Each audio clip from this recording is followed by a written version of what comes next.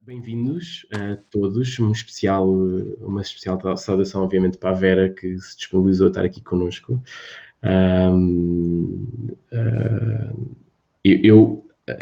Esta era uma Play Talk que eu já queria fazer há muito tempo, e finalmente a chegar ao contacto com a Vera. Portanto, epá, há coisas que acontecem, olha, é assim uma conjecção, uma conjuntura cósmica que possibilita, que proporciona que os encontros se façam. Portanto, tudo começou com um comentário no Facebook, pois, penso eu, de que não foi? Às vezes o Facebook também serve para coisas boas. Também, é verdade. Ok, só dizer duas ou três coisas antes de começarmos. Em primeiro lugar, as questões logísticas, que para a malta que já está habituada às Play Talk ou para as pessoas que já participaram em eventos destes, por favor, mantenham os vossos micros fechados. Vai haver um momento no final para fechados/desligados, vai haver um momento final para questões. Se quiserem fazer uma questão circunstancial que tenha a ver com o tema que se está a conversar naquele momento, ponham no chat e nós vamos estar atentos para se for, está-me a faltar a palavra, essenciais, adequado, sim. lançar a pergunta no momento. Oportunos. Segunda questão, que vocês receberam também no convite, com toda a certeza, as Play Talks são todas gravadas, portanto, se vocês tiverem a vossa câmera ligada, vão ficar na gravação. A opção é, obviamente, desligar a câmera, que é no sítio, é ou à esquerda ou à direita do botão para desligar o som.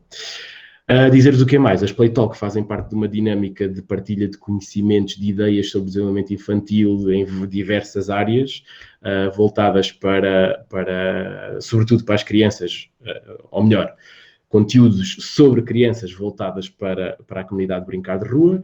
E a comunidade de brincar de rua basicamente é o quê? São pais e guardiões do brincar, que são os super-heróis daí de comunidades já na zona centro e em Lisboa, que estão a fazer acontecer os grupos comunitários de brincar, que basicamente são grupos de crianças que são supervisionadas ou que têm adultos junto a eles, no mínimo dois adultos, para zelarem pela segurança deles e para agirem caso seja necessário numa situação de emergência. Neste momento temos novamente as inscrições de Guardiões de Brincar abertas, portanto, se quiserem espreitar, vão ao brincaderrua.pt e estamos convosco a fazer acontecer o brincar na rua, por aí fora. Eu antes de anunciar, a Vera vai se apresentar por ela própria, porque acho que faz mais sentido dessa maneira, mas eu só gostava só de ler a introdução desta Play Talk para dar o mote de arranque. Então, reza da seguinte forma. Nunca tivemos tanto conhecimento acumulado sobre a natureza, sobre a forma como se organiza, se replica e sobre o impacto que os diferentes atores têm sobre o sistema. No entanto, no mundo ocidental, talvez nunca tenhamos estado tão afastados do que é a sua essência. A curiosidade natural das crianças não se vai esgotar, claro, mas a forma como nós, adultos, a alimentamos, higienizando as suas vidas e criando formas artificiais para suprir a sua sede natural de explorar, tem impactos em todas as áreas do seu desenvolvimento. Numa altura em que cada vez mais pessoas que se questionam sobre o futuro da educação em Portugal e sobre a forma como o Covid-19 ou outras potenciais crises pandémicas afetam ou poderão vir a afetar o nosso sistema ancestral de vida em comunidade, e é preciso focar isto, nós somos seres sociais, é preciso não nos esquecermos disto. É fundamental reintroduzir o N de natureza na equação da educação. E quando eu digo educação, não estou a falar da educação que se passa dentro da cerca da escola só, estou a falar da educação de casa, da educação do bairro, da educação da cidade, da educação de toda a gente que olha para um ser em criação como um ser de potencial fantástico de transformação, de criação, que são as crianças. Portanto, dito isto, apresento a Vera Malhão. Agora, Vera, a pergunta da praxe que nós fazemos sempre a toda a gente que chega às Play Talk, e já vamos, creio que na 15ª ou 16ª, bom, conta-nos um bocadinho quem é que tu és e porque é que chegaste onde chegaste. Agora, aqui, não é? Bem, eu falar de mim própria, eis um exercício difícil, não sou muito boa a falar de mim própria. Bem, a minha história com a natureza, neste caso, começou já eu pequenina, eu sou da Nazaré, e Nazaré, praia, campo, não é? Um sítio pequeno para se viver. Sempre gostei muito de bichos. Minha casa tinha 2 cães, 2 gatos, periquitos, peixinhos. Sempre foi um gosto muito grande e graças à minha família que sempre promoveram isso, nós temos um contacto muito grande com a natureza. Assim, mais ou menos aos 15 anos, achei que queria salvar os golfinhos do planeta inteiro. Então eu fui aos 18 para os Açores, onde eu tirei a Biologia Marinha, e tudo começou com a Biologia Marinha. Lá trabalhei na Universidade dos Açores. Depois de estar a trabalhar na Universidade dos Açores, e nós trabalhávamos muito com lei ambiental, ou seja, com áreas protegidas e com a Diretiva 4 Águas, que proteção das lagoas, por exemplo, decidi, vou tirar o mestrado em Ciências do Ambiente, que afinal o que eu quero mesmo é saber sobre Ciências do Ambiente. Venho para Lisboa, largo os Açores, depois de 7 anos e uns pauzinhos. Venho para Lisboa e entrei no mestrado que eu queria, tudo fantástico. E depois descobri que me interessava imenso por lei ambiental. E então fiz a minha tese com a Galp. A fazer a minha tese com a Galp, pensei que tinha encontrado o meu mundo. Pronto, é isto que eu quero fazer para o resto da minha vida. Até que muito pouco tempo depois de eu ter defendido o grau de mestre, não interessa agora, fui convidada a dar aulas. Mas assim uma coisa, é só 2 ou 3 meses. E concorri também a umas escolas para dar aulas das ciências da natureza. E eu disse, bem, isto é temporário, é só não encontro trabalho na área das ciências do ambiente. Lá fui a dar aulas, bem, nunca mais saí. Não é? Dei aulas o 7º, 8º e 9º ano, durante um ano, depois entrei no ensino superior e aí tudo mudou. Como eu disse, tudo começou por ser apenas umas horinhas.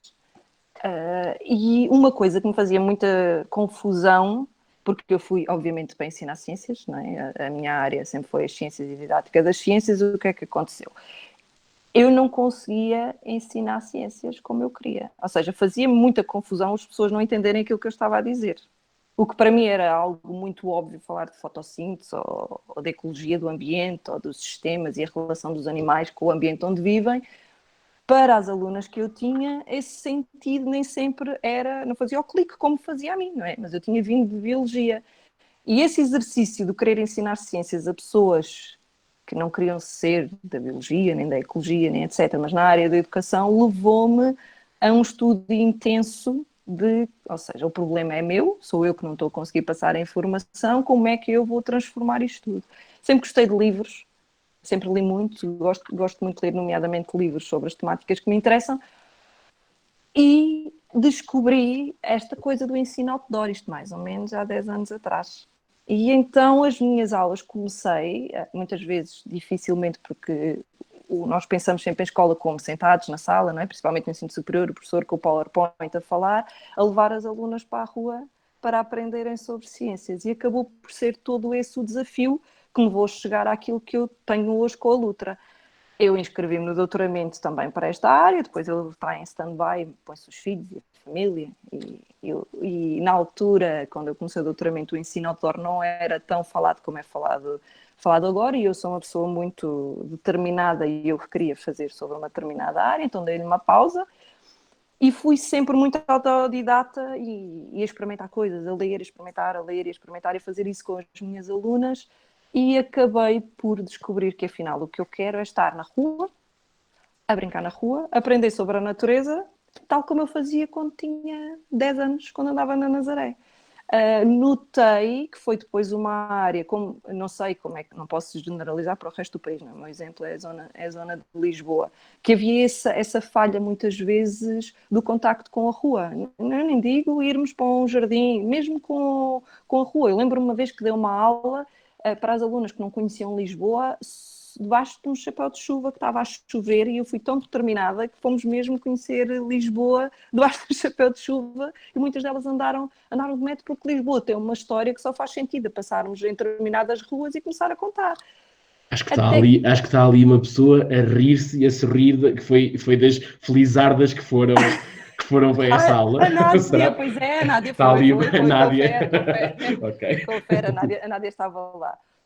E depois começou por aí. O que é que acontece? O ensino superior era muito intenso, eu tinha muitas aulas, e com os filhos, não sei se foi passado os 30 também, pensei assim, o que é que eu quero fazer da minha vida? Porque o que eu queria e quero é estar mais na rua, com crianças ou com adultos, a fazer algo principalmente que mova as áreas que começaram em estudo, que é a biologia, porque nós precisamos de compreender como é que funciona o nosso planeta para conseguirmos respeitar, a questão da sustentabilidade que vem das ciências do ambiente e dar mais ar livre e mais presença da natureza na vida das crianças ou na vida dos adultos. Como eu digo, amanhã vou dar formação e é na área, é com adultos.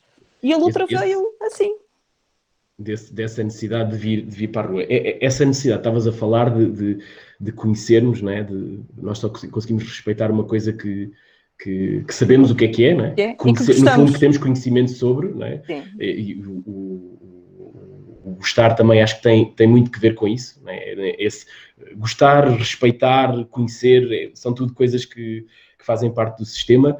E eu se calhar começo por perguntar, e uma vez a ideia que eu sempre tive é que trabalhas sobretudo com pessoas que vão formar, que estão na área de educação de infância, certo, não é? Sim, educação de infância, primeiro ciclo, normalmente, sim.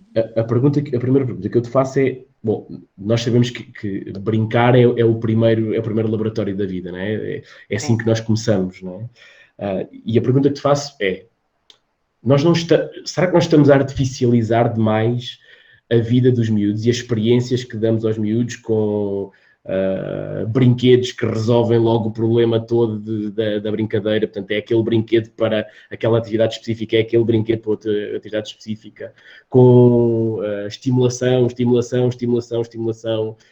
com teres ambientes cada vez mais higienizados e padronizados e, sobretudo, indoor. Estamos a artificializar a vida dos miúdos? Sim, não. Isto é perigoso? Que impacto é que isto tem na formação desta gente? E se calhar meto aqui uma outra pergunta, que eu acho que à partida é logo muito parva, e assumo logo aqui que é uma pergunta muito parva. Não há perguntas parvas, não há. O que é que... Mas esta, eu sinto... Eu imaginei esta pergunta e depois pensei, não, esta pergunta é mesmo parva, mas eu vou fazê-la na mesma, que é para mostrar a parvidade da coisa. Que é, porque é que é importante este nosso contacto com a natureza? E porque é que eu digo que esta pergunta é parva? Porque eu acho que existe um comportamento irracional na espécie humana, que é dizer, nós somos os humanos e depois existe a natureza. Exato. Nós temos que fazer o contacto com a natureza, que é qualquer coisa. Nós não temos nada a ver com aquilo. Até pode ser engraçado e proteger os golfinhos como tu aos 15 anos e não fazer o lixo, mas é a natureza e depois é a espécie humana superior a tudo mais. Por isso é que eu acho que a pergunta é parva nesse sentido, não é? Porque é que nós necessitamos de estar em contacto com a natureza e se estamos a artificializar demais e que impactos aqui isto tem? Desculpa, são muitas perguntas, mas acho que são todas assim um bolo. Vou tentar. Na questão de... A primeira pergunta, a resposta é sim. Não é? Estamos a artificializar o mundo no geral e não é só com... Estás-me a ouvir? Estou. Tentar telefonar. Não é só com... Como é que eu ia dizer? Com a questão dos brinquedos, mas é de uma forma geral. Mas eu agora volto à última pergunta que tu fizeste, que tinha a ver com... Como é que era? Com a barreira, não era? Que era o artificializar, o ambiente, e qual é que foi a última que era muito parva? A ligação à natureza, não é? Temos esquecido dela. Era tão parva. Porque não me interpretes mal. Não é de toda. Vou começar com essa, porque apesar de poder parecer que é uma pergunta parva, ela não é nenhuma pergunta... Olha, eu te peço desculpa, vou ter que me levantar porque eu tranquei o meu marido lá fora. Peço desculpa só porque... Ok, vamos fazer um interregno. Se quiserem eu canto uma canção sobre qualquer coisa assim do género. Olha, não, vou chamar só a vossa atenção. Não chama a atenção para nada. Minha culpa, voltei, minha culpa, deixei fechar a porta. Ora aqui, como eu estava a dizer, a pergunta não é parva porquê? Nós, espécie humana, como tu disseste muito bem, não é? Que temos um bocado a visão de que há os humanos e depois há o planeta e os outros bicharocos todos, e as árvores e etc. Nós esquecemos um pouco a nossa origem que está gravada no nosso DNA. Nós somos uma espécie, e lamento imenso aquilo que eu vou dizer às pessoas presentes, como outra qualquer, mas que tivemos a capacidade de evoluir e de nos tornarmos especiais na questão de termos consciência, não é? E de ter esta capacidade de transformar tudo o que está à nossa volta. Sim? Nós vivemos assim durante milhares de anos e o contacto com a natureza fazia parte do nosso dia-a-dia, na questão quando nós necessitávamos para ter os alimentos que temos em casa, para a questão ou da carne que temos em casa, para construirmos a nossa casa. Essa relação existiu durante muito tempo e esse respeito existiu durante milhares de anos. Acontece que o mundo começou a evoluir muito rápido, nomeadamente pós-revolução industrial, e o que é que acontece? Parece que criou-se ali um muro, não é? Afinal nós conseguimos transformar tudo e nós somos fantásticos, que houvesse a evolução, seja na indústria, seja na educação, seja na medicina. Ficámos com, mais uma vez não quero ofender, um ego muito grande, de achar que nós conseguimos controlar tudo. E a pergunta não é parva, porque a base passa por aí. Não existe essa distinção. Nós somos natureza. Nós fazemos parte da natureza. Nós somos uma espécie que tem esta capacidade fantástica para o bem e para o mal, infelizmente, de transformar praticamente tudo à sua volta, mas nós nunca nos podemos esquecer das suas origens. E eu, na minha forma de estar e de viver, tento não me esquecer dessa ligação ao planeta, e o Covid veio mostrar um pouco isto. Se nós formos a pensar bem, não é? Um micro-organismo minúsculo veio pôr em causa o planeta inteiro, pessoas totalmente fechadas em casa, uma coisa muito pequenina. Eu já nem vou falar de catástrofes ambientais, nem terremotos, nem tsunamis, que a natureza pode-se chatear.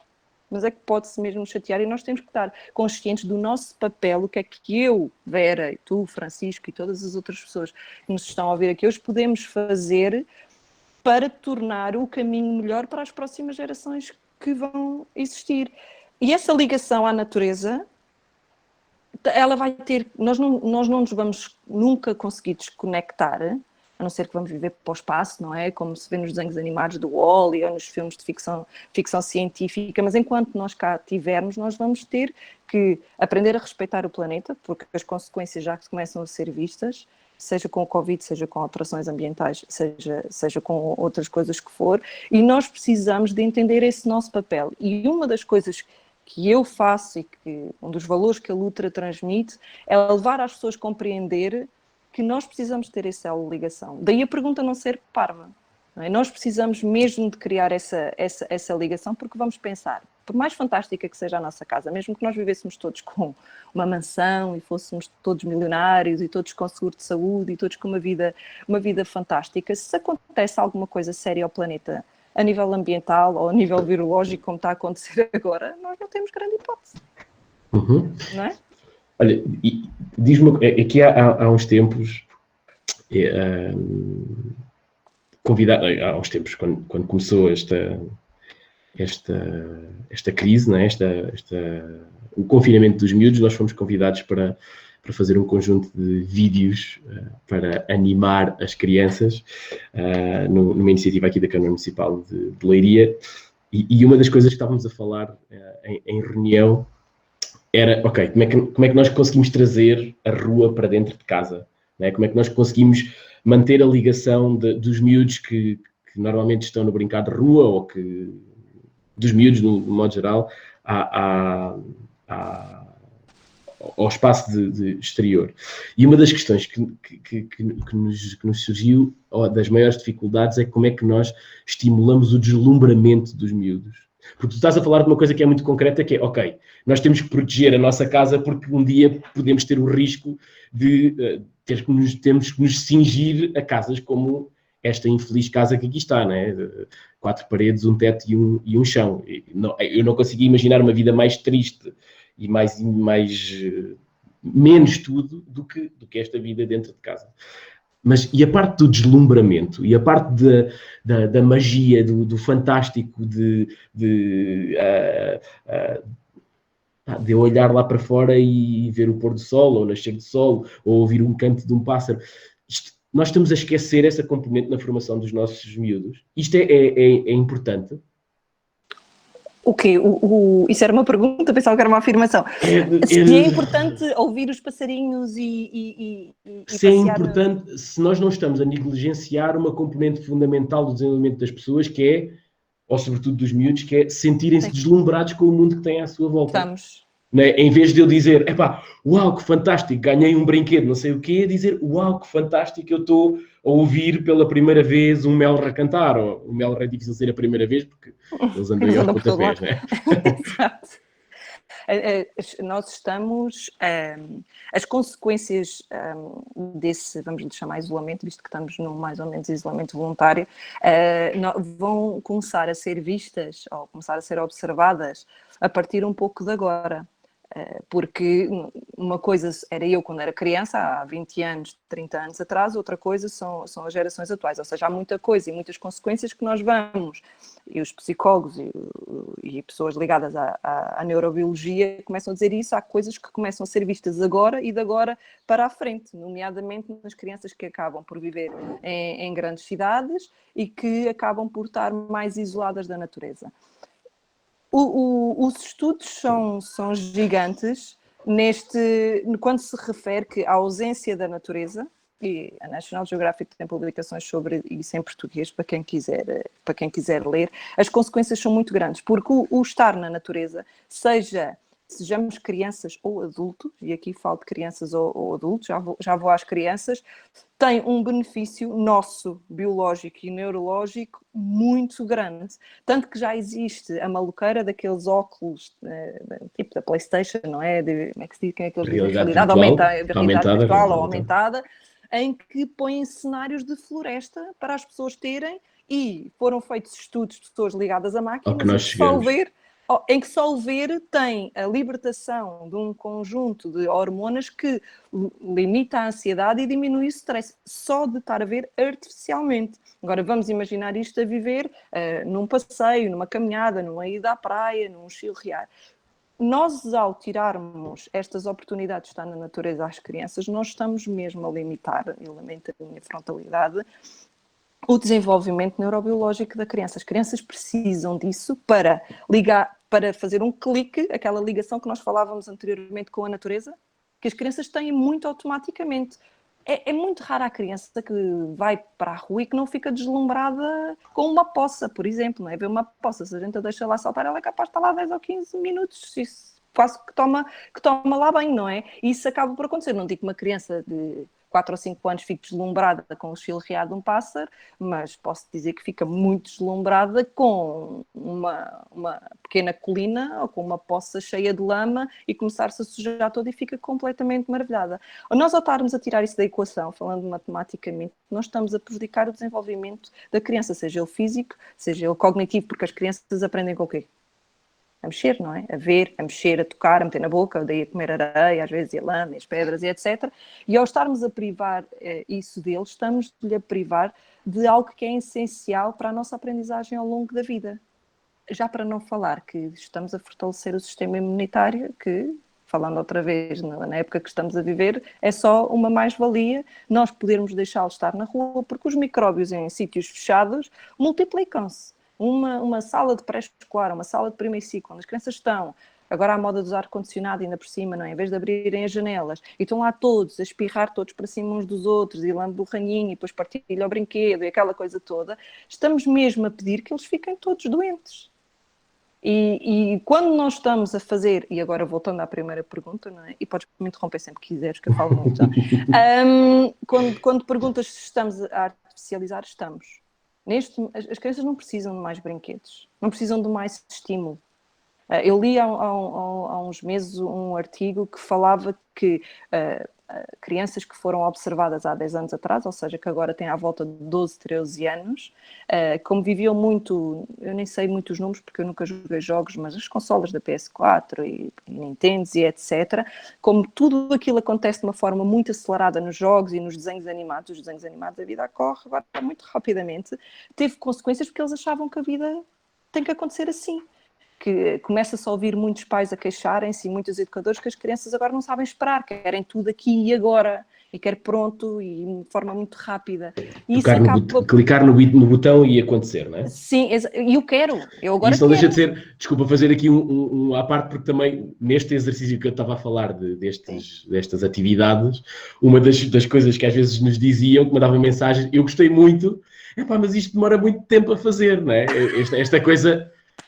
Esta coisa fantástica de tu teres que ir, sei lá, para fazeres uma como é que se diz? Uma tiara, uma coroa ou uma tiara com flores, tu tens que ir à natureza observar o que é que tu queres, recolher, catalogar, montar a coisa, e isso tudo demora muito tempo, não é no tempo em que eu fiz, que eu em 5 minutos, se calhar, resolvi aquilo num vídeo que coloquei no Facebook, não é? E também há essa questão que não é só o deslumbramento.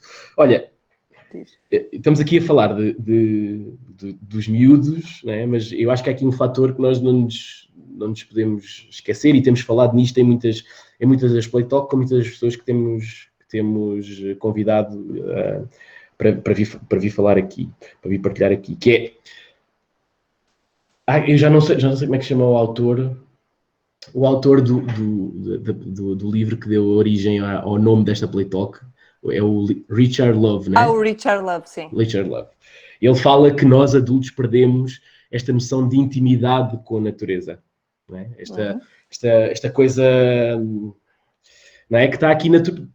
Para mim é intrínseco, para outros não é. Intimidade é isto mesmo, não é? Quando nós dizemos que somos íntimos de alguém, é qualquer coisa que é absolutamente natural, é uma relação que é absolutamente natural, não é forçada em nada, somos íntimos com aquela pessoa, portanto, podemos mostrar o bom e o mau, não é?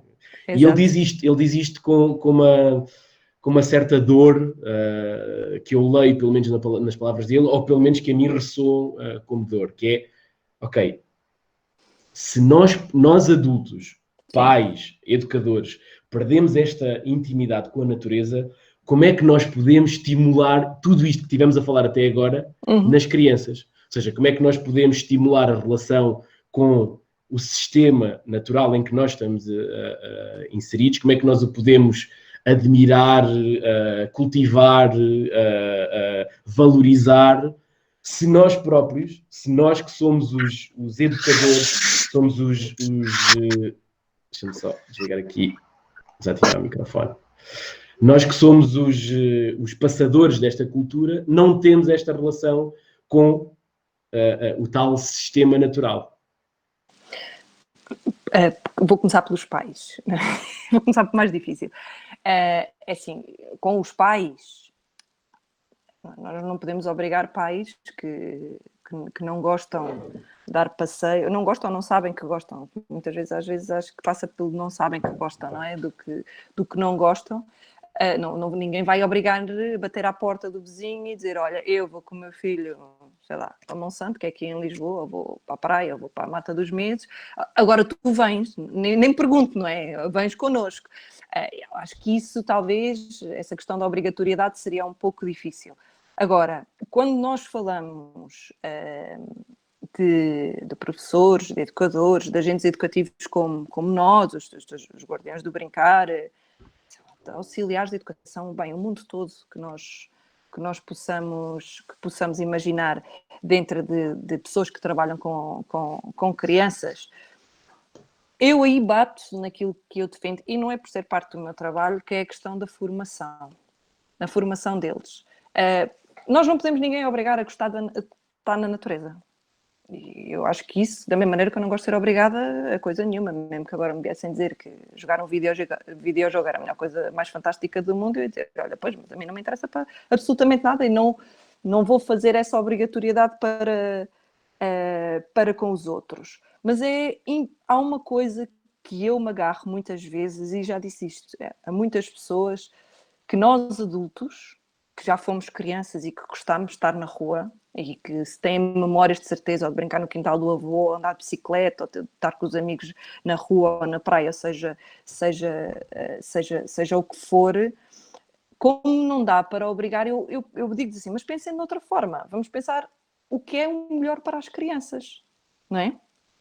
Vamos tirar-nos essa parte. Eu não vou pensar em mim, eu não gosto de Vera. Vamos pensar que era eu, não gosto nada de lá para fora, vou lá para fora com os meus filhos ou com os meus alunos, porquê?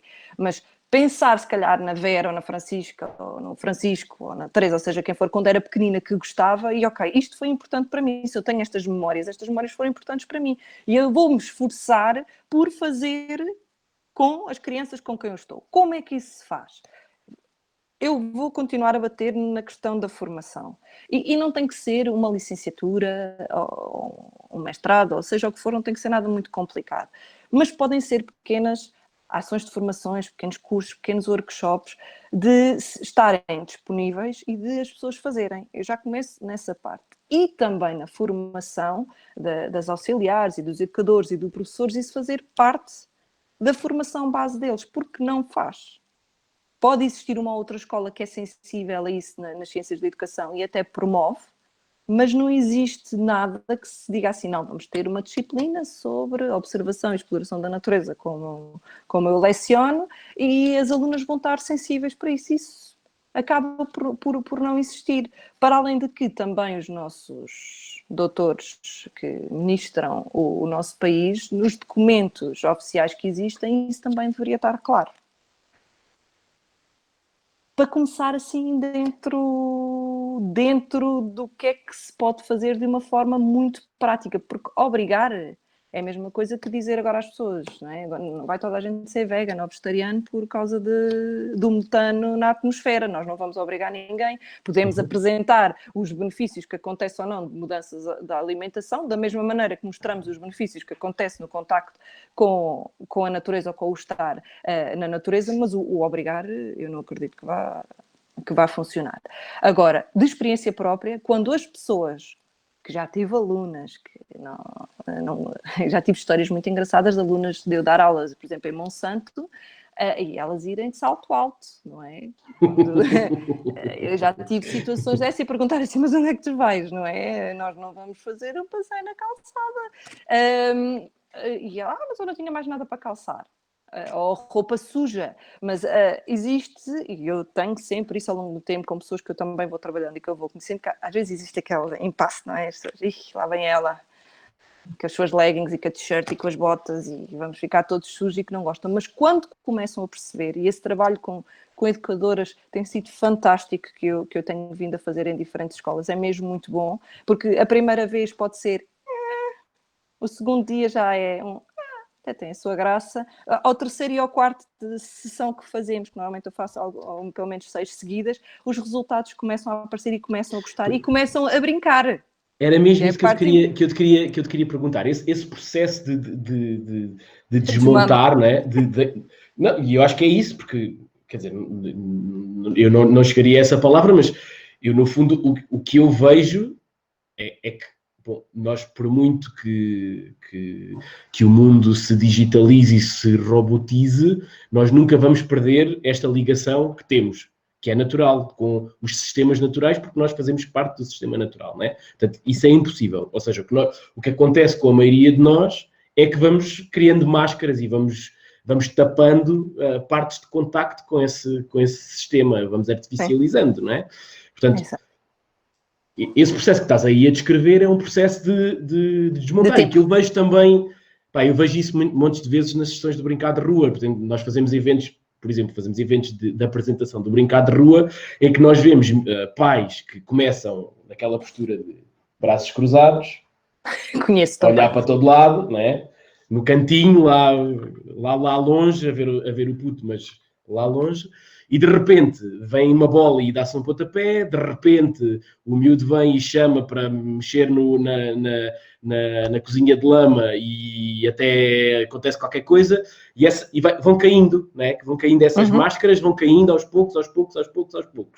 E eu, se for possível, não sei se tu consegues fazer isso ou não, eu gostava que tu me falasses um bocadinho desse processo, que desafios é com que tu te paras, para além desse óbvio da pessoa que vem de saltos altos para Monsanto, que esse parece-me assim o extremo da coisa, né? É o extremo da coisa, mas que desafios é que normalmente tu encontras e como é que tu podes ir, desmontando.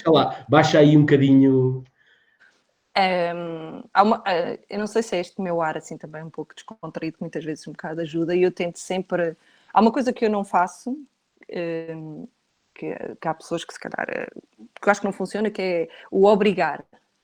Quando eu estou com educadoras ou com pais, ou seja o que for, que existe essa postura, existe muito essa postura do bracinho cruzado e assim, pronto, agora ela está lá, vai entretê-los, é deixá-los estar, que estão bem, mas a possibilidade que eu tenho, nomeadamente com escolas, que eu gosto muito quando eu estou com escolas que me dão a possibilidade de fazer 6 semanas ou 10 semanas, em que uma vez por semana eu estou com aquela sala, com aquela turma, e a postura inicial pode ser ou não, atenção, estamos a partir do princípio que é, mas que pode não ser, certo?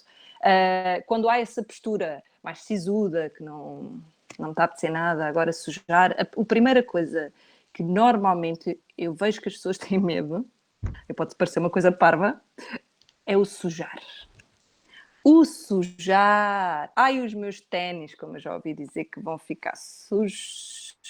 E pessoas que sabem que vão para a natureza com as crianças e vão com o ténis branco e com a meinha curta e a calcinha, todos eles muito bem vestidos. Eu pensar, e eu com o meu t-shirt larga, leggings e botas, não é? Tudo assim. Pensar assim, bem, isto... Vamos ver como é que corre. Porque não pisa aqui para não sujar, não senta ali para não sujar e começa com o sujar, não é? Porque eu sento-me em qualquer lado, as mãos podem-se lavar depois e isso é uma das coisas que eu normalmente, para as pessoas que não estão logo à vontade, porque tenho pessoas que estão mais que à vontade e corre tudo fantasticamente, aí não há problema, não é? É o sujar, é o primeiro impacto, que é o sapato e as calças. Portanto, o primeiro disclaimer que tu fazes é, por amor da santa, tragam roupa e calçado apropriado e que não se importe, e que não seja... Não, mas isto é uma coisa... Mas eu aviso sempre, mas mesmo assim aparece o ténis branco, aparece. Pois, e dizer isso mesmo, é que por muito que isto parece uma coisa óbvia, mas que às vezes nós não nos lembramos. Não, sim. A roupa. Depois, o que acaba por acontecer quando há essa inércia inicial, fico com as crianças e ando para lá a fazer, sei lá, coroas, montar cordas para eles subirem a árvores, criar comedores de pássaro, bem, o que tiver planeado para aquela sessão.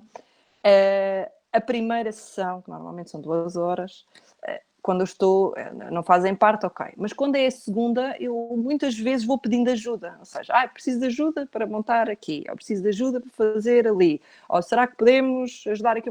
E o engraçado é que essa questão desse envolvimento, quando começa a existir, porque eu também não gosto de ser o ET, não é? A pessoa que vai às escolas, ou que está com as salas, e que vai lá para divertir as crianças e...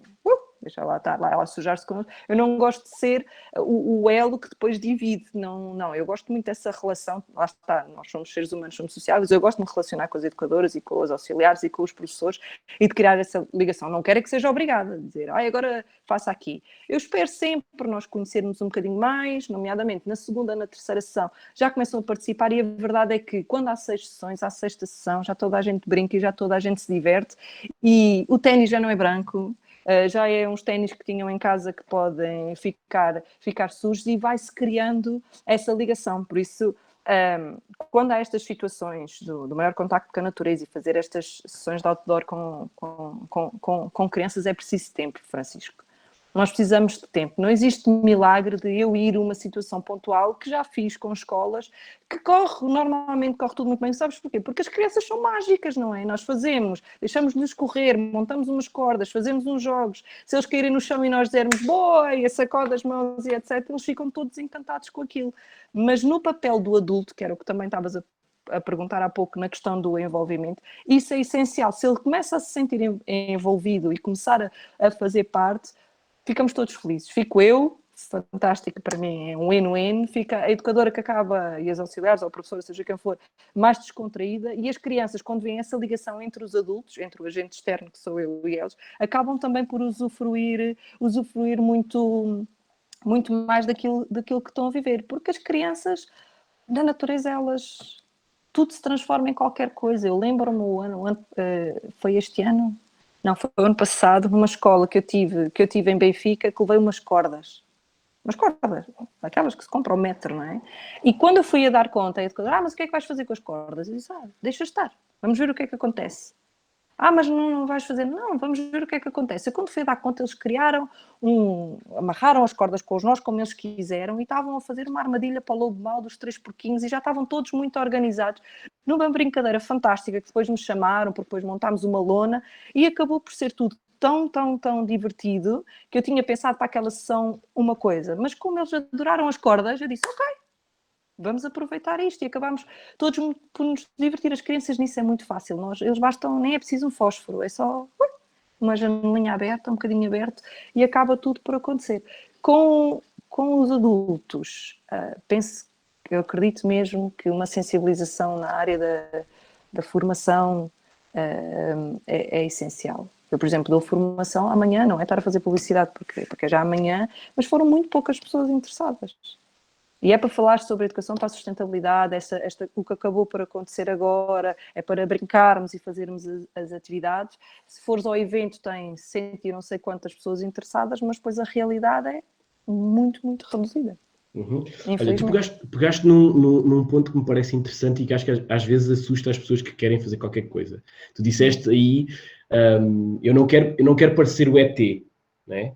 Sim. E eu sinto muitas vezes que muita da relutância que as pessoas têm de fazer qualquer coisa que seja mais autêntico, espontâneo na relação com o sistema natural que tem à sua volta, não é? Como as crianças que tu estavas aí a dizer que pegam num pau e se transformam numa coisa qualquer.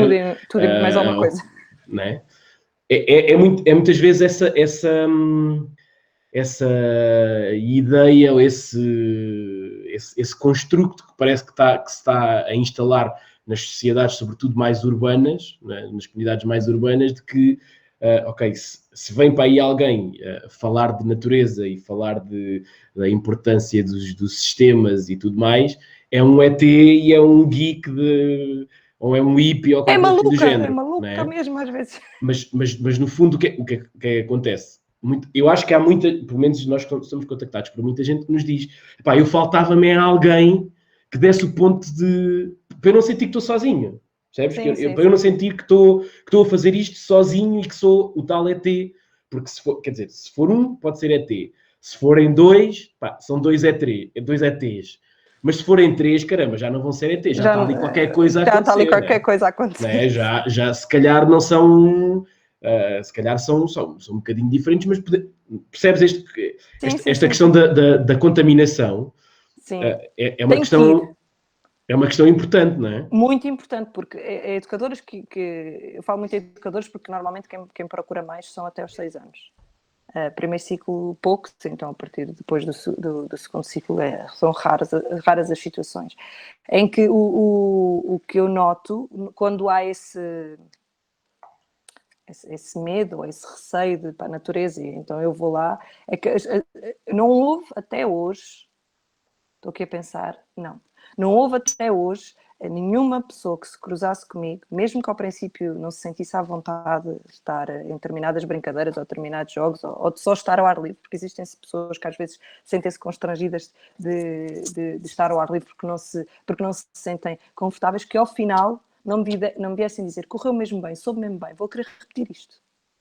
Ou vou começar a fazer mais. Não houve uma única pessoa que me dissesse, não quero mais nada disto.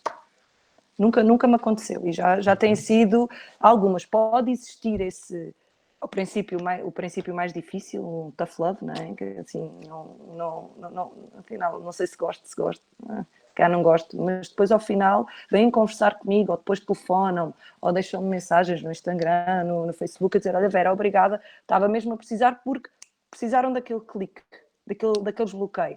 Porque outra coisa que muitas vezes também me dizem é o medo de fazer. Eu digo sempre, e digo isto às minhas alunas, algumas estão aqui, ex-alunas também estão aqui presentes, que é arrisquem. Se não correr bem, qual é que é o problema? As crianças vão se divertir na mesma de qualquer forma. Não corre bem a atividade que planearam e que idealizaram, ou a coroa não ficou bem montada na cabeça, não há problema, todo o processo. O mais importante é o processo, não é o resultado final, se a coroa fica bonita para a fotografia, para aparecer num site, ou seja, onde for. O mais importante é todo o processo que nós estamos a dar às crianças de lhes mostrar. Ainda bem, se calhar, que a coroa não ficou bem à primeira. Agora, o que eu aprendi ao fazer uma mais torta ou menos segura, da próxima vez que eu vou fazer, o desafio já vai ser maior. Eu já tive uma aprendizagem que me vai ensinar e dar-me outras competências para um futuro. Esse medo como eu também ouço, porque eu não sei essas coisas da biologia, como tu sabes, se me fazem perguntas sobre árvores ou sobre os passarinhos, não importa, não sabem, nós temos que ser humildes. Eu também não sei tudo, eu não sou a Wikipédia, nem nenhuma enciclopédia que eu tenho em casa que sei praticamente tudo de biologia. Não sabemos, não há problema. Ok, a partir daqui quero saber sobre mais o esquilo de cauda vermelha. No fundo é sermos também um bocadinho crianças, não é? Não sei, tudo bem, então o que é que precisamos de saber? O que é que estamos a ver? O esquilo é como? O que é que será que ele come? Entre os livros, a biblioteca gigante, não é? Porque a era digital não vai desaparecer, nós não vamos ser hipócritas nesse aspecto, vamos usufruir do melhor que ela tem para nos dar e vamos a partir descobrir, mas sem medos. Não corre bem à primeira, não há problema, fazemos a segunda. Quantas vezes eu planeei sessões com escolas de coisas que eu achava que ia ficar tudo muito fantástico e correr tudo muito bem, e depois chego lá e afinal não. E tive que me adaptar à última hora, Francisco, ok, vou ver o que é que eu tenho, as crianças não estão a gostar, a educadora não parece satisfeita, ok, vamos desmontar tudo outra vez, o que é que querem fazer e a partir de constrói-se tudo, mas mesmo sem medo. E é o conselho que eu dou a toda a gente, não tenham medo, vão lá para fora, não corre bem, corre sempre bem, para as crianças corre sempre bem, garanto que corre sempre bem. A natureza é isso mesmo, não é? Erro, adaptação, erro, adaptação. Olha, quem sabe de ciência sabe disso. Tu falaste aí a aflorar a questão do que se está a passar e talvez de um despertar de consciência. Não sei se eu não sou tão otimista para lhe dizer um despertar de consciência, mas a verdade é que está a acontecer qualquer coisa, pelo menos na consciência de que esta tal vida emparedada não é saudável, nem física, nem mentalmente. Nem psicologicamente. Né? Acho que todas as pessoas que viveram o confinamento tal como ele foi sugerido, né, de nos mantermos em casa, qualquer pessoa para um bocadinho e diz, caramba, isto não pode ser, né? Deve haver vários níveis de reflexão, mas coisas engraçadas. Eu que vivo em Leiria e tenho contacto com o meio rural, os viveiros dizem-me, nós nunca vendemos tanto. Nunca tivemos tanta procura de tudo, de hortícolas, de plantas, de tudo. Nunca vendemos tantas coisas. Tanta gente dentro de casa que quer... vejo o interesse pelas coisas que a gente tem feito, de ires lá fora e apanhares umas folhas que estão caídas no chão e observas e descobres um bichinho. Vejo muitos movimentos de pessoas a tentarem fazer, se calhar ainda um bocadinho a medo, mas a fazer qualquer coisa. O que é que tu achas que está a acontecer? E és otimista ou não és otimista? Isto vai... Não, eu sou otimista. Não sei se sou muito otimista. Olha, então, mas desculpa, então deixa-me acrescentar logo outra coisa logo a seguir, sim. Que é, como é que nós, em casa, o que é que nós podemos fazer para cultivarmos esta relação? São hortas urbanas, são hortas na varanda, são as sessões de observação dos pássaros que existem a partir da tua varanda. O que é que tu sugeres? Estás otimista, não estás otimista? O que é que achas que está a acontecer? E o que é que tu sugeres que possamos fazer para fomentar isto? Eu sou uma pessoa otimista naturalmente. Tem que ser, porque quando se tem a minha base de formação, que é a biologia e as ciências do ambiente, e estamos a viver situações em que as pessoas acreditam ou não, porque não é uma questão de acreditar, né, em relação às alterações climáticas ou em relação ao vírus, ou seja o que for, podemos viver num estado um bocadinho de ansiedade, não é? Quando a informação nossa é muita e quando os nossos estudos, aquilo que me interessa é muito, nós podemos facilmente panicar. Então eu tento sempre ver as coisas, não é o copo meio cheio, não é o copo, não é o copo meio vazio, mas sim o copo meio cheio, que era é o que eu queria dizer. Nesse aspecto eu sou uma pessoa bastante positiva, mas, e isto é mesmo a minha visão pessoal, não é?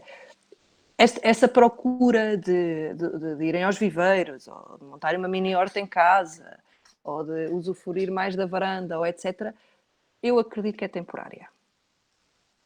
Eu acho que o ser humano, o ser humano tem mais ou menos 15 dias para se adaptar a uma nova rotina. E foi o que acabou por acontecer, não é? Biologicamente falando, nós demoramos mais ou menos 15 dias a nos adaptar. E adaptámos-nos. E vimos qual é que era a necessidade. Precisávamos o quê? Mesmo que seja inconsciente, um pouco mais de natureza dentro de casa, seja a planta, seja os viveiros, seja uma mini horta, seja enfiar o feijão dentro de um copo de iogurte e ver, e ver se ele cresce. O meu receio, ou a minha preocupação, é que toda essa evolução, vamos lhe chamar evolução, que aconteceu durante este confinamento, quando voltarmos ao dito normal, não é? As nossas vidas como eram antes do Covid, não digo que toda a gente, mas vai haver muitas pessoas que vão esquecer um bocadinho, porque vai entrando novamente nas novas rotinas e esse rumo acaba por cair um pouco no esquecimento. Agora, se são todas, não. Eu sou otimista de que houve uma aprendizagem com esta situação. O facto das pessoas estarem fechadas em casa, e assim, e as nossas casas não são todas iguais, não é? Existem situações de pessoas, de 6 pessoas, famílias gigantes em apartamentos pequeninos, em que não têm, ou que mal têm uma varanda ou que têm uma janela, não é? Eu costumo dizer, eu falo do conforto do meu espaço, que tenho a felicidade de ter um pequenino terraço que se transformou em 1001 coisas para nós e para os meus filhos. Eu, contra mim, falo, que ainda há pouco tempo disse e partilho isto pessoalmente, nós nunca usufruímos tanto do terraço em quase 6 anos, onde eu estou a viver agora, como nos últimos 3 meses. Nunca aconteceu. Porquê? Porque existia esse conforto, não é? Nós íamos até à praia, íamos até à esplanada, íamos até à floresta e acabámos por desperdiçar. Exemplos para fazer, olha, partilho os meus. Eu digo que tenho um terraço e tenho uma varanda do lado da cozinha. Eu tenho um marido que coleciona coisas. Coisas, madeiras dos vizinhos, por exemplo. E então nós fizemos o que começou por ser uma cozinha de lama, com restos de madeira, com os garotos. Começámos a construí-lo e com os brinquedos que havia no quarto, que ele tipo, quase lá escondidos a ganhar, há pouco já não se lembrava, tipo os copos e os pratos. Construímos uma cozinha de lã e fomos aqui, comprámos aqueles sacos, sei lá, de 5 ou 6 quilos de terra e metemos na cozinha de lama. Vestíamos num saco de plástico do lixo com os buracos e eles ficavam entretidos durante imenso tempo na cozinha de lama. Tivemos a oportunidade de fazer germinar tudo o que era frutos secos cá em casa e sementes que havia, enfiávamos tudo a terra a ver crescer. Até descobri, como bióloga, se calhar é uma lacuna, como é que se tira o caroço de uma manga para o fazer germinar, que eu não fazia ideia, e então aprendemos e estamos a ver se a mangueira vai crescer ou não ali no nosso terraço. Muitas brincadeiras com água, coisas simples como bolas de sabão. Fazer tudo com o detergente da louça, etc., de bolas de sabão, muitos jogos inventadíssimos com bowling, com as garrafas do sumo, por exemplo, e enchíamos com água, com bocados de água e com as bolas que andavam por aí. Bem, foi desde tomar banho à chuva, também, lá fora. Foram essas... fomos apanhar lenha para pôr dentro do barbecue a arder, porque não temos lareira, e então decidimos que era bonito fazer uma fogueira. Fizemos um cheiro terrível aqui no bairro, mas pronto, mas correu bem. Jantámos com a fogueira lá fora, fizemos pequenas coisas e pensámos essencialmente sempre nas crianças, porque quando somos pais e estamos enfiados em casa, há que entretê-los, porque senão eles são uma bomba relógio, não é? E os meus que estão habituados a estar na rua, de repente, sem rua, tudo se pode tornar um problema. E então foi o que nós fizemos. Eu posso dizer de todas as coisas que nós, desde dar banho ao cão, lavar os tapetes da casa, nós fizemos tudo. O que teve um resultado muito fantástico foi a construção da micro cozinha de lama, que agora é de conchas e pedras, porque montámos uma pequena piscina lá e é para a terra não ir lá para dentro. E então agora são só com a coleção das conchas que nós temos. Foi muito fantástico. Eu até fiz algumas partilhas nas redes sociais de tudo, mesmo com a horta e de ver crescer. Quem tem a oportunidade de umas tábuas e umas coisas e uns pregos, olha, façam qualquer coisa que o resultado É experimentar, não é? É o que melhor a natureza nos ensina. Nós tentámos levar a natureza assim, no meu exemplo pessoal, até casa e fazer muito coisas simples. Jogos tradicionais, por exemplo. Nós temos tangrãs, sei lá. Fizemos tanta coisa que há coisas que eu já nem me lembro. Por a imaginação a funcionar. Foi muito foi criativo, sim. Olha, só tenho mais uma pergunta para te fazer, depois se alguém quiser fazer perguntas que faça. Mas nós tivemos aqui numa das Play Talk o professor Carlos Neto e ele, na sua inspiração, uma das coisas que ele não é a primeira vez propriamente que eu ouço a dizer isto, mas que acho que faz cada vez mais sentido, é neste exercício que já vinha de trás, de necessidade de transformação da educação. Agora estamos a pôr tudo em causa mais uma vez, porque chegámos a um sistema que, por todas as razões e mais algumas, penso que não seja execuível manter, a não ser num estado de exceção como o que temos. Mas uma das coisas que ele falava é que é absolutamente imperioso acabar com as dicotomias sala de aula, recreio e escola-cidade. Estes dois, né, estas duas ideias, ok, estamos na sala de aula, ok, agora toca para ir lá para fora e acabou tudo, e depois toca para ir para dentro e acabou tudo, esta estanquicidade e a professora que não sai, bom, tudo mais, mas também esta questão muito importante que é a relação da criança com a escola e a escola com a cidade e cidade, quando eu digo cidade... Cidade-comunidade? Comunidade, sim, cidade-comunidade. Ok. E a pergunta que te faço é, tu concordas com isto? Não concordas? E primeiro, concordas ou não concordas? É um sim. Porque a pergunta a seguir é... Porque concordo com a primeira, sem sombra de dúvida, com a sala de aula, o recreio, não é? Acho que foi o que disseste. Na questão escola-cidade, também concordo, mas compreendo-o às vezes, ou muitas vezes, não funcionar. Então a pergunta que te faço é mesmo essa. Vês execuibilidade nisto?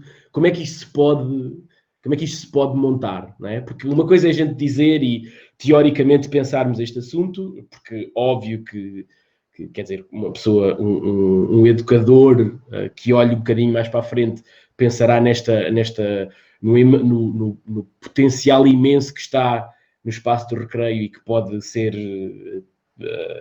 transportado para dentro da sala de aula, é fazer parte do processo e faz parte, seja formal ou informalmente, faz parte do processo de educação de uma criança, mas outra coisa é pôr isto em prática. No sistema que nós temos, nas escolas que nós temos, com a arquitetura de escola que nós temos, quer dizer, há aqui muitos fatores que têm que ser postos... Acabaste de calar a minha mãe. Pronto. A tua mãe não estava a gostar de te ouvir. Ia-te dizer das boas.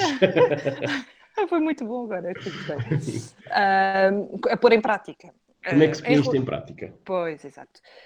Eu vou começar para mim mais simples, é sempre muito difícil falar depois por cima de uma pessoa como o professor Carlos Neto, que já tive o prazer de conhecer pessoalmente. Em relação à escola, à sala de aula recreio, a primeira que falaste, sempre me fez, e agora como adulta faz-me mais essa questão quase que disseste que há ali um muro, não é? Toca às 10h30, tudo lá para fora, todos selvagens, e depois toca outra vez e todos muito sossegadinhos, sentadinhos na mesa, todos muito direitinhos e muito calados. O que me leva a um ponto sensível, mais uma vez, que é as crianças que hoje estão na escola são diferentes de crianças que estavam na escola há 25 anos atrás. Não é? Das gerações anteriores. Nós temos um mundo em transformação, voltamos quase ao início da nossa conversa, não é? As pessoas estão quase todas concentradas em cidades, as cidades é correria, felizmente Leiria não é tanto assim, que eu conheço Leiria, mas por exemplo cá em Lisboa é meia hora para levar os miúdos à escola, depois é mais 45 minutos para ir para o trabalho e depois ao final do dia volta a repetir a dose toda outra vez. E a escola precisa ter uma mudança, não existe outra palavra, radical de como ver a rua. Se as crianças estão em casa, e muitas vezes enfiadas nos carros, nesses trânsitos e nessas filas, e se estão em casa, muitas vezes também fechados ao fim de semana, porque há pais, e não vamos aqui entrar em formas de vida que têm vidas muito agitadas, ou que trabalham ao fim de semana, ou que têm que fazer as compras ao fim de semana e arrumar a casa, etc., em que estão muito tempo indoor, não é? Muito tempo fechados. Chegam à escola e voltam-nos a colocar mais indoor, isto é como se nós estivéssemos a apertá-los ao ponto que eles qualquer dia explodem. A escola, visto que eles passam tanto tempo, há crianças que passam 12 horas na escola em Portugal. É muito tempo. Entram lá às 7h30 da manhã e muitas vezes saem às 7 horas. Conheço muitas assim. Em que nós precisamos de dar essa liberdade, ou seja, os professores muitas vezes têm medo que não conseguem cumprir, não é? O programa e as aprendizagens essenciais e etc. Mas nós precisamos de ver a mais-valia para as escolas que têm recreios. Nada nos diz, em lado nenhum, em documento nenhum oficial, que a matemática, ou que a língua portuguesa, ou que o estudo do meio, ou seja o que for, tem que ser dado sentado numa cadeira. Não há nada disso. Não é que apresentem uma linha onde isso está escrito que não existe. E nós precisamos desmontar isso. Os professores sabem que as crianças estão ansiosas e que ficam irrequietas e que não conseguem estar na cadeira e olham para trás e mexem para a frente e querem falar com o colega, etc. Porque são crianças e são sociáveis e estão cheios de energia. Né? Crianças toda, quem me dera a mim ter a energia que tem uma criança logo de manhã, que eu gostava de ter igual, a escola precisa de mudar nessa perspectiva, mas precisa de mudar mesmo. Porquê que o recreio não pode ser visto como um braço de uma sala de aula? Porquê que se podemos ir fazer exercícios de matemática com jogos ou sem jogos, se querem levar os manuais, que eu sou contra os manuais, principalmente até no primeiro ciclo, levem lá para fora, mesmo que eles estejam com o rabo sentado no chão, a fazer um desenho de uma árvore, ou a fazer exercícios de matemática. Se isso passar a ser o novo normal, não há aquela coisa de tocar às 10h30 e eles ficarem todos histéricos e depois o voltar. Porque tem que existir a brincadeira livre, isso é ponto assente, não é? Não vamos aqui estar a escolarizar tudo, eles precisam de brincar de forma livre. Mas eles também podem aprender que existem outras formas de ensinar e de aprender. De o contar uma história, o fazer um ditado, o fazer um jogo, o usufruir, que há escolas que têm recreios muito bons. Não sei se tens conhecimento, mas há escolas novas que aquilo é tudo XPTO, janelas cheias de vidro, pequenos pátios. Conheço uma escola que tem cada sala tem um pequeno pátio. Incrível, não é? É fantástico. De passar a usufruir mais, porque há imensas investigações sobre isso. Crianças que passam mais tempo na rua e que têm esse tipo de aprendizagem, que a escola levem as cadeiras, se calhar também podem levar as cadeiras lá para fora. Levarem a fazer essa ponte com a rua, elas são menos ansiosas. Voltamos ao início da nossa conversa. Só o facto de sair da sala e estar noutro contexto altera o comportamento deles. E se conseguirmos fluir isto tudo, em que há o tempo à brincadeira livre, há o tempo para estar no recreio, mas a aprender, já que o nosso Ministro da Educação gosta tanto do português e da matemática, dá para tempo para tudo. E há uma coisa muito importante, Francisco, que é mesmo importante.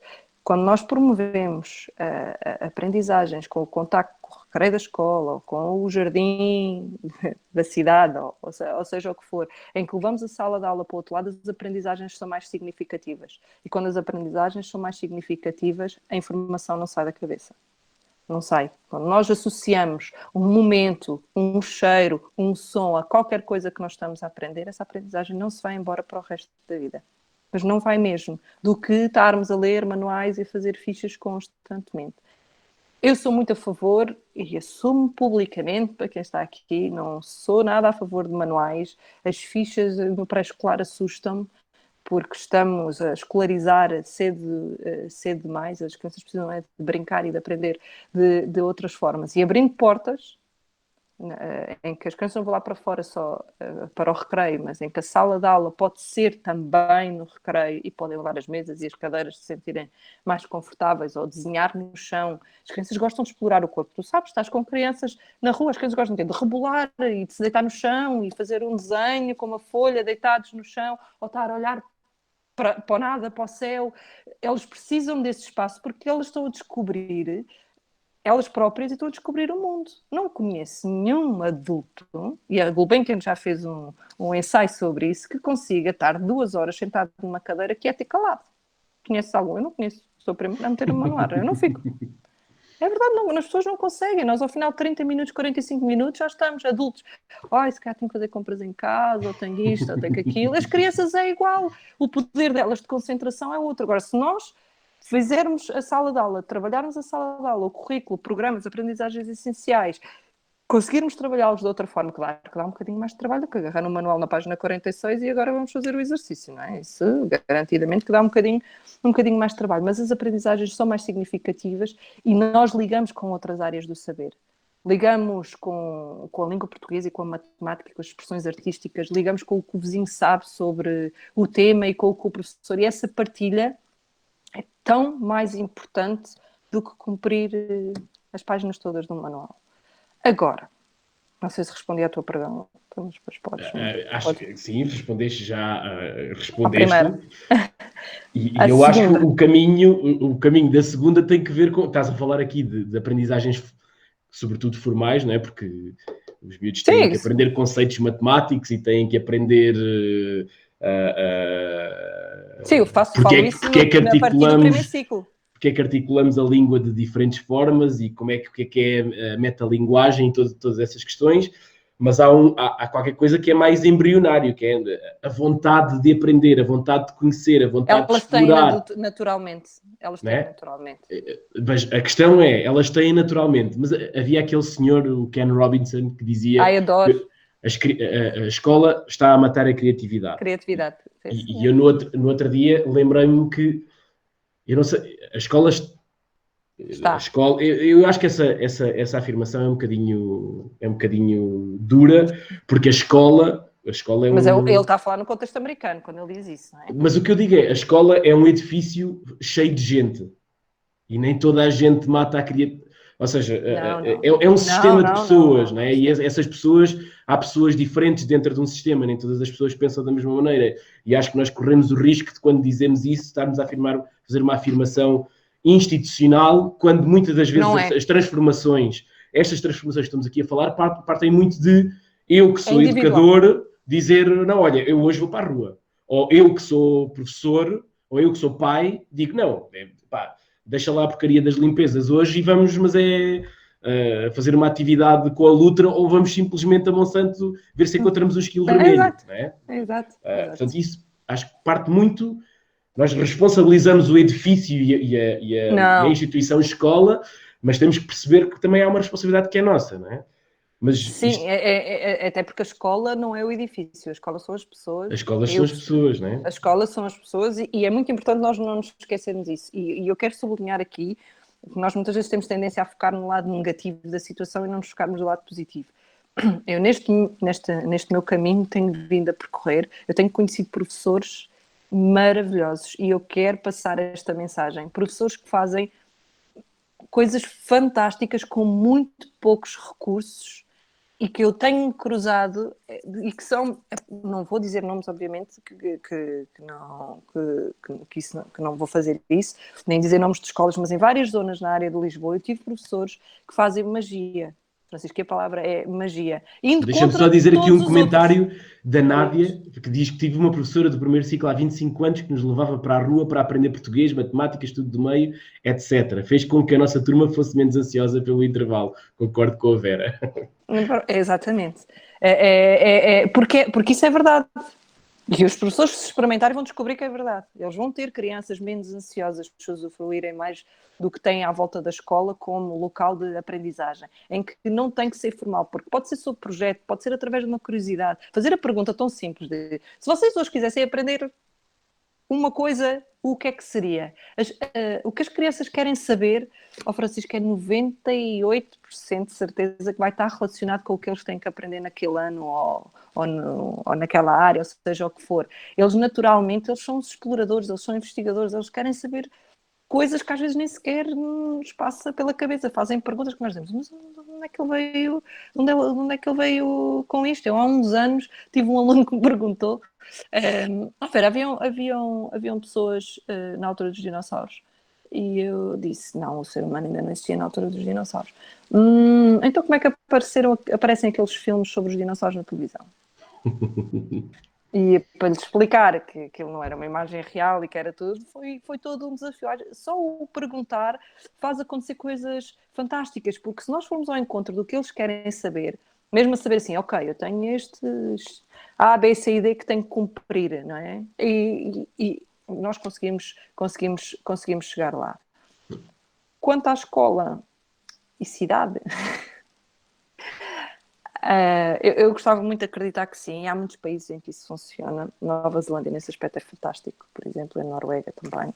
A Nova Zelândia tem um currículo que se chama mesmo Escola, Família e Comunidade. Aquilo funciona nestes três pilares e que é um currículo que eu conheci há pouco tempo e que me identifiquei muito. Em Portugal, Portugal tem uma coisa muito engraçada, né? Que somos muito diferentes. Uma coisa é a zona de Lisboa, vais a Leiria, tem outro comportamento, a zona da Nazaré, ou vamos para o Porto, ainda funciona de outra forma, o interior funciona de outra forma. Eu vou falar da minha experiência, porque eu não gosto de generalizar coisas que não conheço. E então não o vou fazer. Na área de Lisboa, existem escolas pequeninas, quando estamos em bairros como em Benfica, por exemplo, funciona bem a questão da comunidade.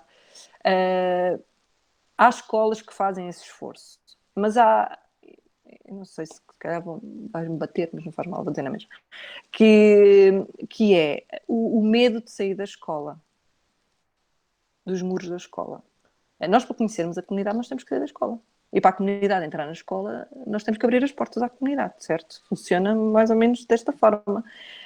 E Lisboa é tão bairrista, é uma cidade tão bonita, tem tanta história, em tanto virar de esquina, que podia ser muito mais trabalhada nesse aspecto das crianças conhecerem o bairro, ou conhecerem a mercearia, ou saber a história do aqueduto das águas livres, indo conhecer sem ser através dos livros, ou a tapada das necessidades, e o que é que isso tem a ver com a Rainha Dona Amélia, e o que é que aconteceu em Portugal na altura do Rei Dom Carlos, etc. Tem imensa história. Só que o sair da escola, daquilo que me vão transmitindo, e eu falo da experiência que eu tenho, não posso falar da experiência que tu tens, não é? Isso depois podes tu querer partilhar para nós. O sair da escola é muito complicado.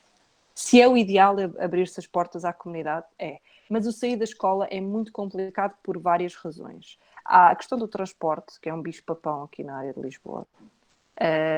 Apesar da Câmara de Lisboa facultar para as escolas públicas o autocarro, mas está totalmente preenchido. Depois são as regras.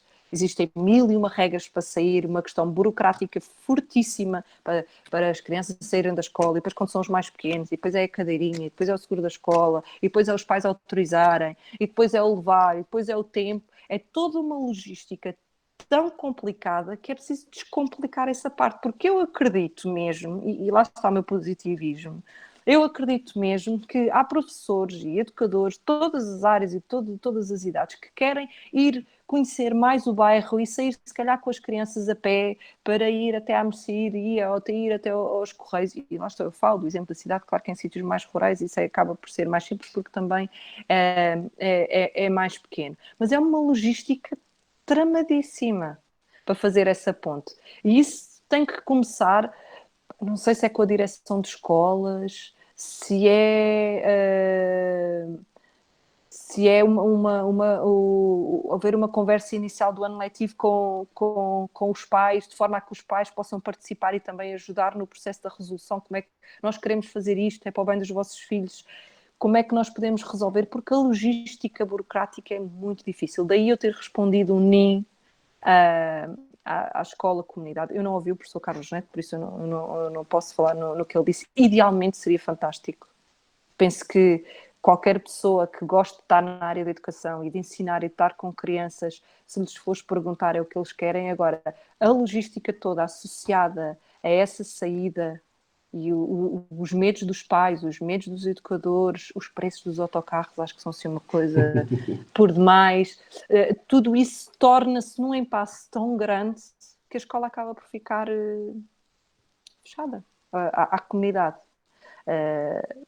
Porque eu penso em Benfica, eu vivi em Benfica durante muitos anos, eu gosto muito daquele bairro, e há lá muitas escolas, Benfica tem imensas escolas, e com tanta coisa à volta, e as crianças estão sempre lá enfiadas. Eu tenho uma amiga que é professora, e que ela me diz, eu digo, mas porquê é que não sais? Ela é professora de Física-Química, mas porquê é que às vezes não sais mais, e com eles, e fazer outra coisa? Ela diz, Verto, não estás mesmo os papéis e as autorizações que é preciso ter para saírem, que no processo acabam por desistir. Por desistir mesmo, a palavra é mesmo desistir. É preciso descomplicar esse complicómetro que existe dessas regras e dessa logística toda burocrática. Tem que ser isso primeiro quebrado para depois então se abrir portas. Mais uma vez eu falo que esta é a minha experiência e que eu gostava mesmo muito que fosse melhor. É o ideal. Porque nós fizemos isso, Francisco. Não fizeste isso quando eras pequenino, conhecer o bairro e a comunidade? Eu fiz isso. A minha escola era assim. Não havia portões, nem havia cartões, não havia nada disso. Ou se havia portões, estavam sempre abertos. Ou Eu ia dizer há bocado, abertos. quando estava a falar da questão da escola matar a criatividade, eu acho que a escola pode estar a matar lá o que ela tiver a matar, com as dúvidas e reticências que já te disse, mas eu sinto muito que nós, enquanto adultos educadores, não educadores no sentido formal, mas educadores que somos todos, como disse no início, estamos um bocadinho a matar a coragem dos miúdos, porque não lhes estamos a dar oportunidades para eles explorarem, avaliarem risco, errarem, descobrirem que erraram e transformar e readaptar. Né? Acho que nós temos um papel acho que até mais importante, sobretudo na primeira fase da vida, do que desta morte anunciada da criatividade na escola. Olha, eu quero perguntar às pessoas se têm alguma pergunta para fazer, portanto, preparem essa pergunta agora, ok? Se quem tenha, porque vou-te pedir só uma última coisa, que claro. Os miúdos estão confinados desde 16 de março, portanto já lá vão quase 3 meses, 2 meses e meio. A pergunta que te faço é: qual é o conselho? Depois, qual é o conselho que dás aos pais e como é que que é que podes dizer às crianças para tentares mudar aqui, acalmar um bocadinho, pacificar, convidar as pessoas para vir para a rua? O que é que tens a dizer sobre isso? Como medida, o que é que eu tenho a dizer? Assim, as crianças precisam de rua.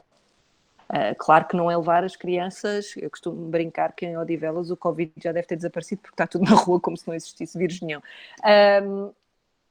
Assim, eu pessoalmente, e dou o meu exemplo, o que é que os pais podem... É assim, agarrem na bicicleta, nem que seja meia hora.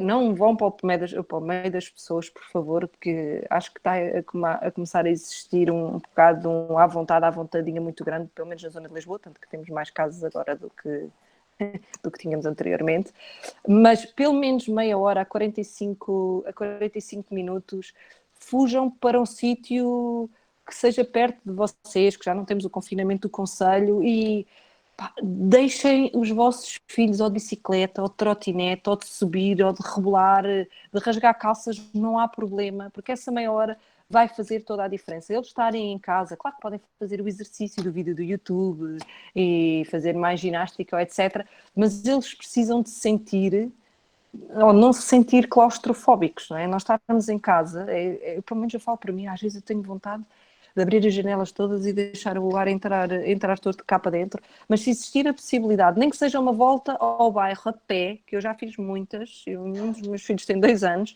longe das pessoas, uma pequena caminhada, nem que seja 35 a 45 minutos por dia, aproveite, sem telemóveis, não levem os telemóveis, não é para tirar fotografias, não é, é só para estarem aquele momento em família, os 3, se foi uma família de 3, ou os 4, ou os 6, seja quem for, só vocês usufruir um pouco desse passeio, conversarem sobre, que é muito importante essa questão também, quem tem filhos, então a partir dos 5 anos, o que é que lhes está a preocupar, não é? Aquela agonia, porque às vezes as crianças não dizem, e depois estão naquele estado de ansiedade interior muito forte, de conversarem o que é que gostavam de fazer amanhã, o que é que nós podemos fazer melhor, durante esse passeio, e não se preocupem que eles se sujam ou que eles se caiam, se mexerem na terra não há problema, o Covid provavelmente não vai estar lá.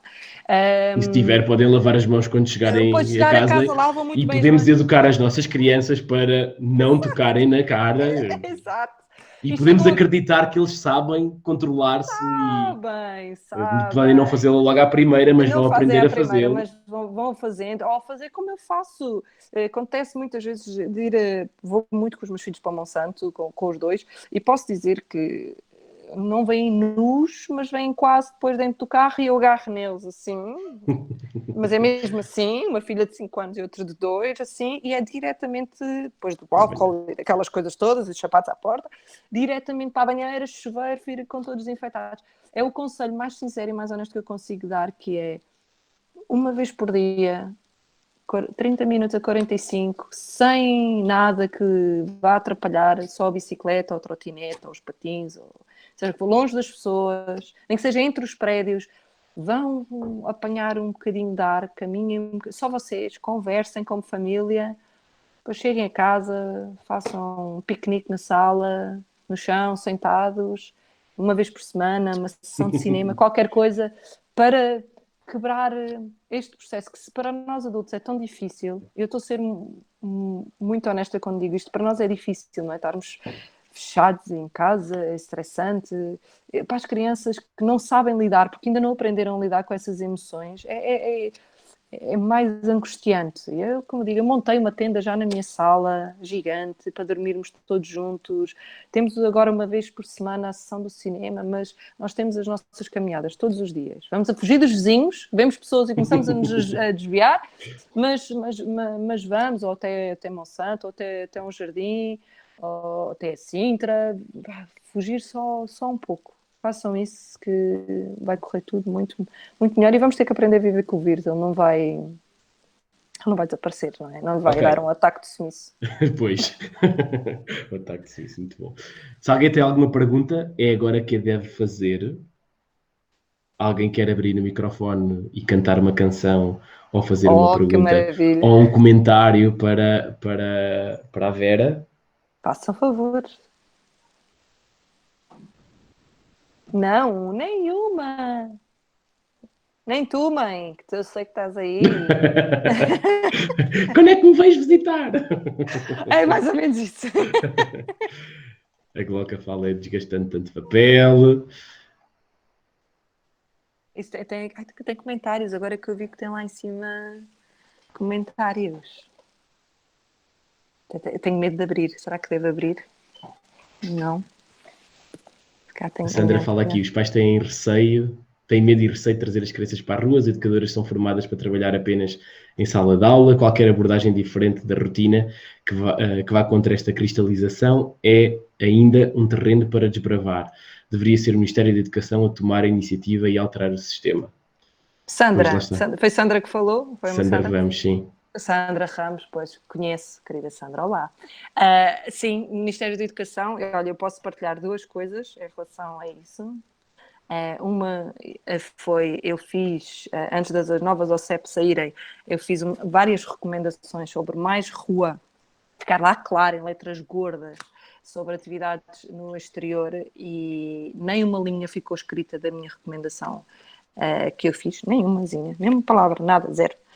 Que eu disse que ia ser evidente, e o ano passado, em reunião na Direção-Geral da Educação, em que estava presente o diretor e o responsável pelo currículo, eu fiz novamente a mesma pergunta da qual tive a resposta que os educadores e os professores precisam de ver que está implícito no que está escrito nos documentos oficiais, e eu disse que o implícito não chega, tem que lá estar escrito com as letras todas. Por isso, eu essa parte já chateei pessoas mesmo.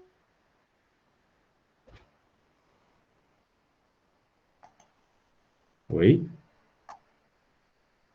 Sou eu que deixei de ouvir a Vera?